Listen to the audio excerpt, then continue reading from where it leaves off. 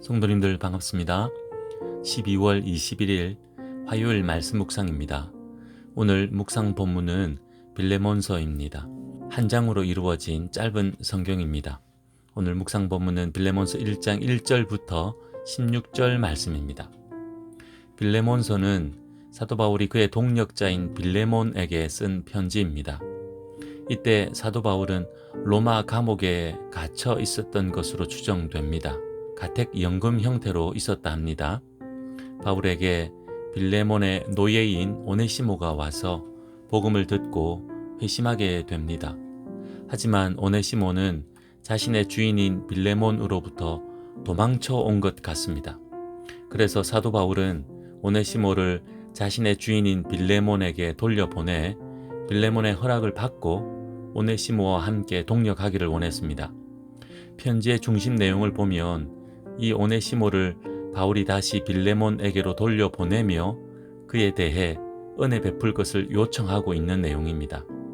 하지만 이러한 내용 이면에 어떤 영적 교훈이 있는지 함께 묵상하면서 살펴보기 원합니다. 본문 1절에서 3절 말씀입니다. 사도 바울은 빌레몬에게 편지하면서 먼저 자신의 안부를 전하고 빌레몬과 그가 섬기는 가정교회의 안부를 묻고 있습니다.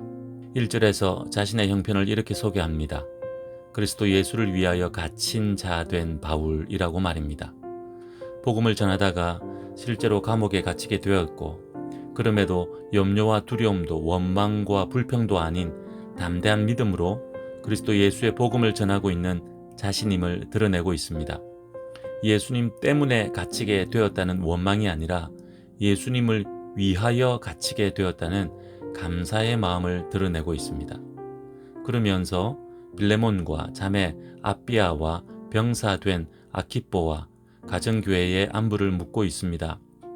빌레몬은 이 가정교회를 섬기는 지도자였고 자매 아비아는 빌레몬의 아내로 병사 아키뽀는 빌레몬의 아들로 추정됩니다. 하지만 단정할 수는 없습니다. 분명한 것은 이들 모두가 이 가정교회의 중심 인물이었다는 것입니다. 이들에게 하나님과 주 예수 그리스도로부터 은혜와 평강이 있기를 원하고 있습니다. 이 문장은 문안 인사의 형식적인 표현입니다. 하지만 사도 바울의 간절한 마음이 담겨 있음을 알 수 있습니다. 1절에서 그 마음을 분명하게 드러내고 있는데 빌레몬과 가정교회를 향해 우리의 사랑을 받는 자요 라고 고백하고 있습니다. 이 문안 인사를 통해 사도 바울과 빌레몬의 관계를 짐작할 수 있습니다. 그리스도 예수의 복음 안에서 서로 잘 알고 신뢰하는, 그래서 그리스도 안에서 사랑하는 관계임을 알게 됩니다. 계속해서 본문 4절에서 7절 말씀에서도 사도 바울은 빌레몬과의 관계를 구체적으로 증언합니다. 빌레몬을 위해 기도를 쉬지 않고 있음을 고백합니다.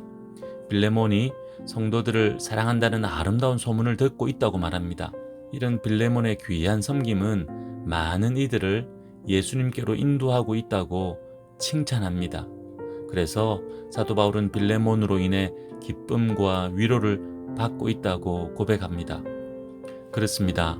사도 바울과 빌레몬의 관계는 그냥 잘 아는 관계를 넘어서서 서로 그리스도의 복음 안에서 사랑하며 신뢰하는 믿음의 동력자 관계입니다.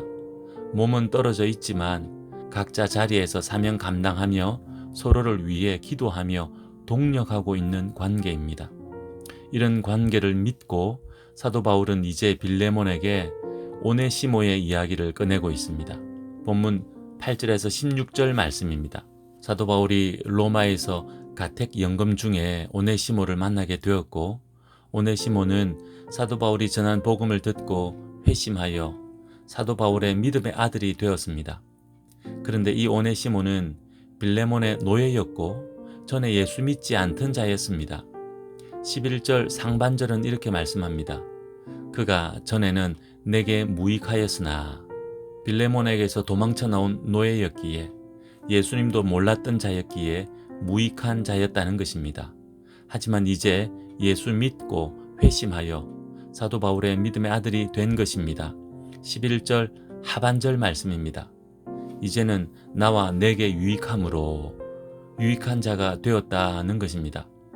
그래서 사도 바울은 변화된 오네시모와 함께 동력하기를 원했습니다. 하지만 오네시모는 빌레몬의 노예였기에 빌레몬의 허락을 구하고자 한 것입니다. 본문 13절 14절 말씀입니다.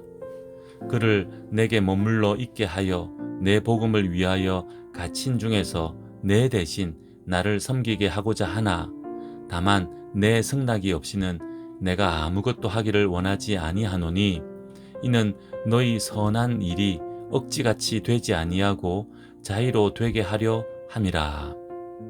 사도 바울은 정중하게 빌레몬에게 오네시모를 선처하여 나를 돕게 하라고 요청합니다.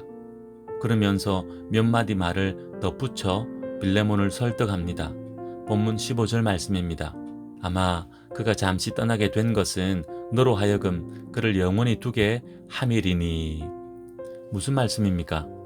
오네시모가 도망한 것은 잠시였고 이 도망으로 인해 오네시모는 예수님 만나 변화되어 믿음의 사람이 되었으니 사도 바울인 나에게도 빌레몬에게도 믿음 안에서 영원한 동력자가 되었다는 것입니다. 그래서 16절 말씀을 하고 있습니다. 이후로는 종과 같이 대하지 아니하고 종 이상으로 곧 사랑받는 형제로 둘 자라. 내게 특별히 그러하거든 하물며 육신과 주 안에서 상관된 내게랴. 오네시모가 회심하여 귀한 믿음의 사람이 되었으니 예수님 안에서 같은 형제로 여겨달라는 것입니다.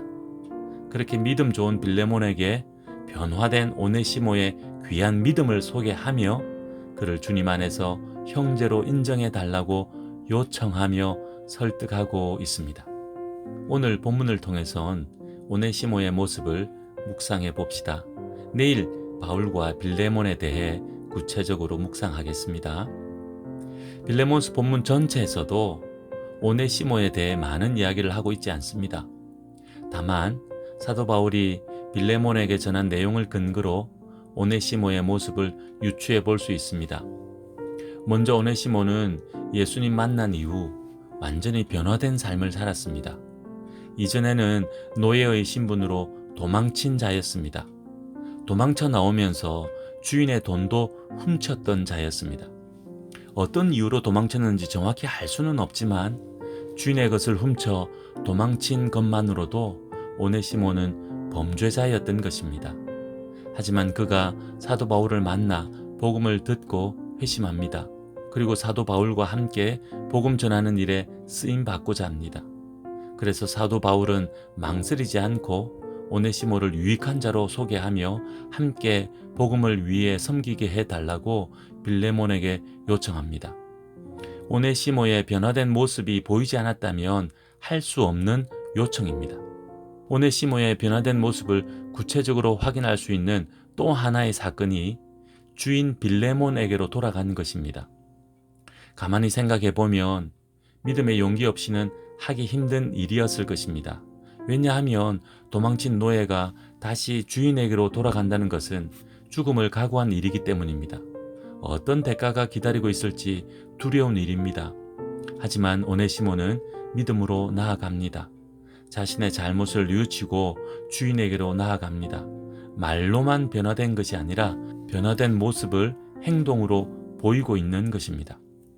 우리의 모습 돌아봅시다.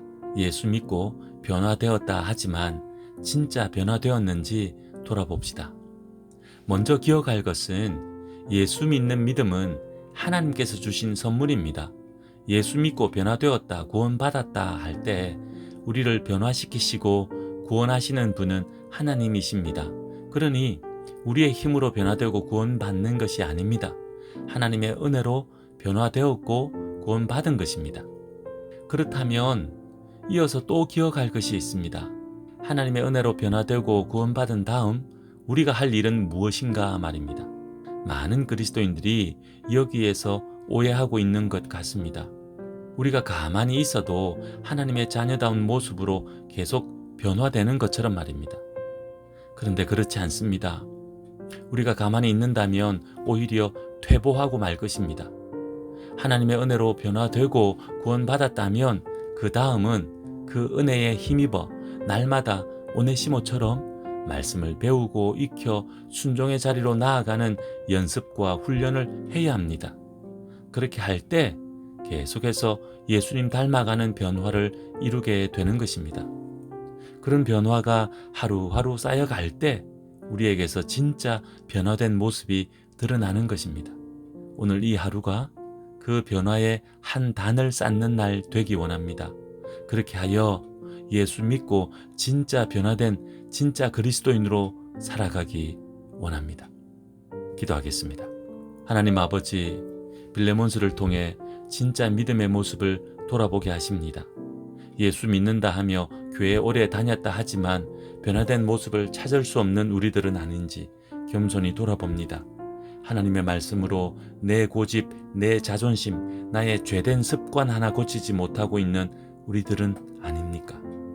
우리들의 연약함을 고백하오니 도와주시옵소서, 변화시켜 주시옵소서. 변화된 자리로 우리를 부르실 때 순종으로 나아가게 하옵소서. 예수님의 이름으로 기도하옵나이다. 아멘.